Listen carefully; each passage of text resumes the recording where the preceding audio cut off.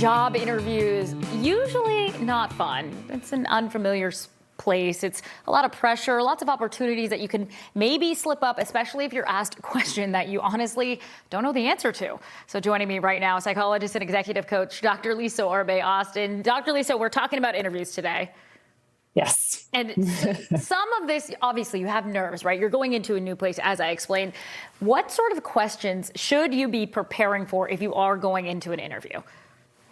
There are typically 4 sets of questions you want to be prepared for. The first one are the HR screener questions, things like what kind of salary are you expecting? Why are you leaving your current job? While those can seem like well-off questions, they're really critically important to your salary negotiation in the end, so you want to be prepped for them.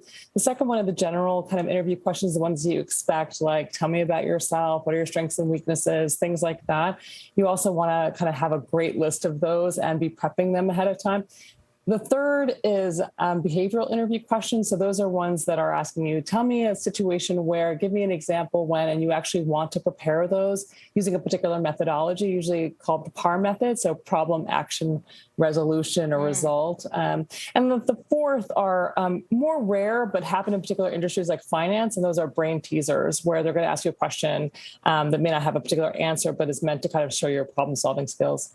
I do notice that a lot of people, myself included, you do so much research on the actual company that you forget these generic questions about you, and you become a little shell shocked when you get in there. What are the kinds of questions in particular that people tend to get stuck on?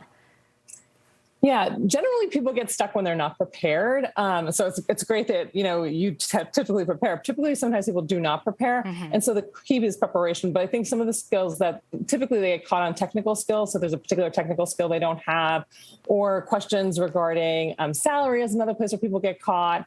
And then also specific questions that may throw you off in a particular moment that feel like those are even hard to prepare for in general. Okay, so let's maybe hypothetically here, say you did kind of prepare, but still there's a question there that you're stuck with. What should you avoid saying or doing? Yeah, you should definitely not lie. You should definitely not go off and start confabulating about what you've done in that particular when you haven't. And secondly, you should not answer the question. You should answer the question and find a way to do so you don't lose an opportunity to expand upon what you do know. And if there is maybe a non-answer or you're not clear, maybe you're stumbling a little bit, how can you turn that into a positive if you don't have the answer you know that they're looking for?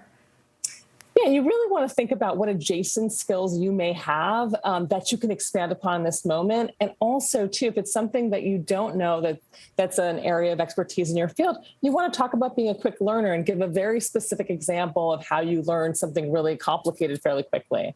And I think one thing people definitely forget, we're so nervous going into it thinking we need or want this job that we're also interviewing them. We might not like some of the things about this company or need to know more. So you can ask questions, right?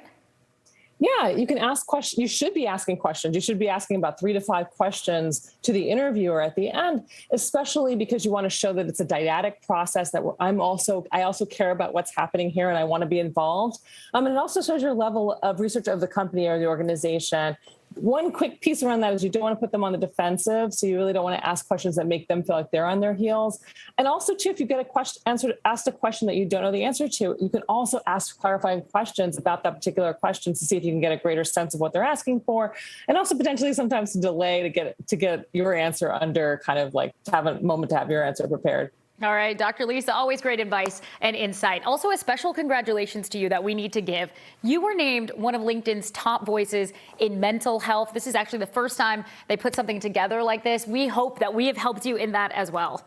You most certainly have. It has been a joy to be here. So we appreciate you every single week. You guys can follow her on Instagram at Dr. Orbe-Austin as well in the meantime, and we'll see you right back here next week.